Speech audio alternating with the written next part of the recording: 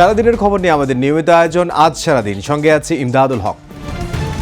পাল্টা শুল্ক ঠেকাতে ট্রাম্প প্রশাসনের সঙ্গে চলমান আলোচনার মধ্যেই বাংলাদেশি পণ্যের উপর 35% ট্যারিফ নির্ধারণের ঘোষণা দিলেন মার্কিন প্রেসিডেন্ট। এ নিয়ে প্রধান উপদেষ্টাকে লেখা চিঠি ট্রুথ সোশ্যালে পোস্ট করেছেন ডোনাল্ড ট্রাম্প। এতে বলা হয়েছে, বাণিজ্য ঘাটতি পূরণে যথেষ্ট না হলেও অসামঞ্জস্যতা দূর করতে এই হার নির্ধারণ করা হয়েছে, যা কার্যকর হবে 1 আগস্ট থেকে। বাংলাদেশি পণ্যে 35% মার্কিন শুল্ক কার্যকর হলে চাপে পড়বে রফতানি খাত। প্রতিযোগিতায় টিকতে না পেরে যুক্তরাষ্ট্রের বাজার থেকে ছিটকে পড়ার শঙ্কার কথা জানান সিপিডির সম্মাননীয় ফেলো ডক্টর মোস্তাফিজুর রহমান। তবে অর্থ উপদেষ্টা ডক্টর সালেউদ্দিন আহমেদ বলেছেন, 5 বিলিয়ন বাণিজ্য ঘাটতির জন্য চড়া শুল্ক আরও অযৌক্তিক। আর প্রধান উপদেষ্টার প্রেস সচিব শফিকুল আলম জানান, শুল্ক ইস্যুতে এখনও দিন দরবার চালিয়ে যাচ্ছে বাংলাদেশ। 10 ও 11 জুলাই মার্কিন বাণিজ্য প্রতিনিধিদের সঙ্গে বাণিজ্য উপদেষ্টার বৈঠকে মিলতে পারে ইতিবাচক ফল।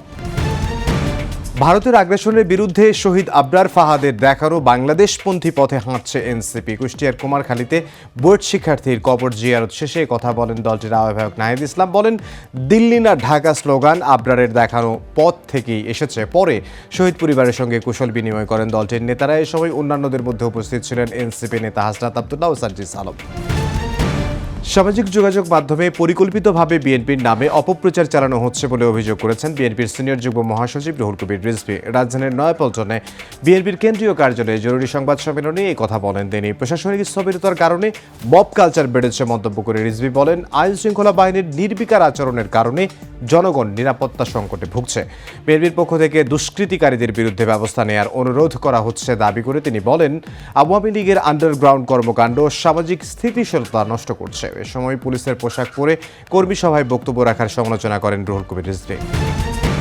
বিতর্কিত 3 নির্বাচনকে বৈধতা দেয়া বিদেশি পর্যবেক্ষকরা আগামীতে দায়িত্ব পাবেন না বলে জানালেন প্রধান নির্বাচন কমিশনার। সকালে কানাডার হাই কমিশনারের সঙ্গে বৈঠক শেষে একথা জানান সিইসি। বলেন, নির্বাচনে কানাডা আর্থিক সহায়তার পাশাপাশি কারিগরি সহায়তার আশ্বাস দিয়েছে। পাশাপাশি অবাধ ও সুষ্ঠু নির্বাচনের প্রত্যাশা জানিয়েছে অটোয়া।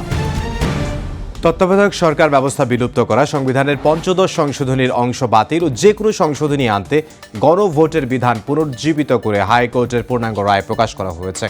বিচারপতি ফারাহ মাহবুব, বিচারপতি দেবাশিস রায় চৌধুরীর স্বাক্ষরের পর 139 পৃষ্ঠার পূর্ণাঙ্গ রায় প্রকাশ করা হয়।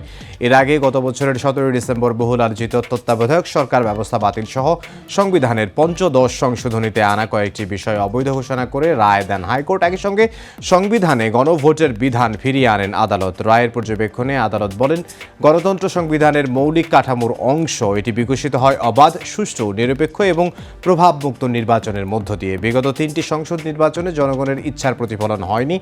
দলীয় সরকারের অধীনে সুষ্ঠু নির্বাচনের আত্মবিশ্বাস জনগণের মধ্যে জন্ম নেয়নি, যার ফলশ্রুতিতে হয়েছে জুলাই গণ অভ্যুত্থান। রায়ে হাইকোর্ট বলেছেন, তত্ত্বাবধায়ক সরকার ব্যবস্থা জনগণের অভিপ্রায় অনুযায়ী সংবিধানে অন্তর্ভুক্ত হয়েছিল। এটি সংবিধানের মৌলিক কাঠামোর অংশে পরিণত হয়েছে। বঙ্গোপসাগরে সৃষ্ট লঘুচাপের প্রভাবে উপকূল সহ বিভিন্ন জেলায় বৃষ্টি হচ্ছে। ফেনীতে রেকর্ড বৃষ্টিতে কোমর পানিতে তলিয়েছে রাস্তাঘাট, দোকানপাট ও বাড়িঘর।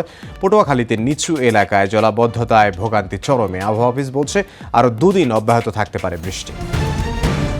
রাজধানীর যাত্রাবাড়ি এলাকার একটি বাসায় গ্রিল কেটে দুর্ধর্ষ ডাকাতির ঘটনা ঘটেছে। ডাকাতদের মারধরে মারা গেছেন বৃদ্ধ বাড়িওয়ালা। আহত হয়ে হাসপাতালে ভর্তি আছেন তার স্ত্রী। ঘটনাস্থল পরিদর্শন করে পুলিশ বলছে, চক্রটির 4 জন ঢুকেছিল বাসায়। তাদের শনাক্ত ও আটকের চেষ্টা চলছে।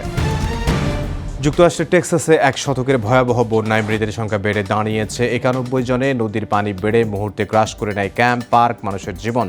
আবহাওয়া দফতরের আগাম সতর্কতার পরও কেন এত প্রাণহানি? কেন ক্যাম্প থেকে সময় মতো সরিয়ে নেওয়া হয়নি শতাধিক শিশুকে? প্রশ্ন উঠেছে প্রস্তুতির ঘাটতি নিয়েও। এর মাঝেই বন্যার প্রসঙ্গ উত্তাপ ছড়াচ্ছে স্থানীয় রাজনীতিতে। গাজায় যুদ্ধবিরতি ও ফিলিস্তিন সংকট ঘিরে দ্রুত ইতিবাচক সমাধানে আসার ঘোষণা দিলেন মার্কিন প্রেসিডেন্ট ডোনাল্ড ট্রাম্প।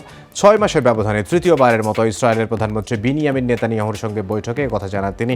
এদিকে ফিলিস্তিন রাষ্ট্র গঠন নিয়ে সুর বদলালেও নিরাপত্তা নিজেদের হাতে রাখতে চান নেতানিয়াহু। একই সঙ্গে নোবেল পুরস্কারের জন্য ট্রাম্পকে মনোনীত করেছেন তিনি। এই ছিল আজ সারাদিনে। দেখা হবে আগামীকাল।